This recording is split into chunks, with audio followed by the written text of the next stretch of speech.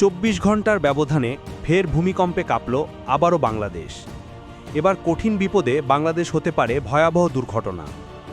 নরসিংদীর মাধবদীতে ভূমিকম্পের ২৪ ঘন্টা না পেরোতেই গাজীপুরের বাইপাইলে আবারও কম্পন রেকর্ড করেছে আবহাওয়া অধিদপ্তরের ভূমিকম্প পর্যবেক্ষণ ও গবেষণা কেন্দ্র।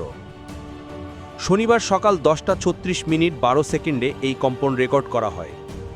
রিক্টার স্কেলে এর মাত্রা ছিল ৩.৩। ভূমিকম্প পর্যবেক্ষণ ও গবেষণা কেন্দ্রের দায়িত্বরত পেশাগত সহকারী নিজামুদ্দিন আহমেদ এ তথ্য নিশ্চিত করেছেন। তিনি বলেন, এটি একটি মাইনর ভূমিকম্প। এর উৎপত্তিস্থল বাইপাইল। এর আগে গতকাল সকালে ঢাকা থেকে ১৩ কিলোমিটার পূর্বে ৫.৭ মাত্রার ভূমিকম্প অনুভূত হয়।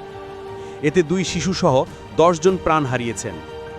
এর মধ্যে ঢাকায় ৪ জন, নরসিংদীতে ৫ জন ও নারায়ণগঞ্জে ১ জন মারা গিয়েছেন। এছাড়া বিভিন্ন জেলায় কয়েকশো মানুষ আহত হয়েছেন বলেও জানা গেছে। অন্যদিকে বড় ভূমিকম্পের আগাম বার্তা দিয়েছেন বাংলাদেশ আবহাওয়া অধিদপ্তরের ভূমিকম্প পর্যবেক্ষণ কেন্দ্রের ভারপ্রাপ্ত কর্মকর্তা রুবায়াত কবির। শুক্রবার দুপুরে তিনি এ বার্তা দেন। তিনি বলেন, ঢাকা এবং এর আশপাশে বিগত কয়েক দশকে সংঘটিত হওয়া ভূমিকম্পের মধ্যে এটাই সবচেয়ে শক্তিশালী এবং সর্বোচ্চ মাত্রার ভূমিকম্প।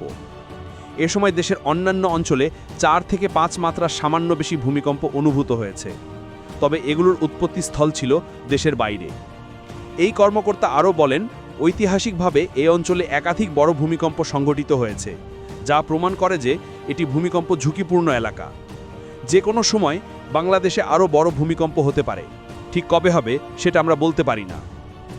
ভবিষ্যতে বাংলাদেশে কত মাত্রার ভূমিকম্প হতে পারে তা নিয়ে কথা বলেন মানারাত ইন্টারন্যাশনাল ইউনিভার্সিটির ভূতত্ত্ব বিশেষজ্ঞ অধ্যাপক মোহাম্মদ আব্দুর রব। তিনি বলেন, এখন আমরা যে কোনো সময় ৮ মাত্রার ভূমিকম্পের সম্মুখীন হতে পারি।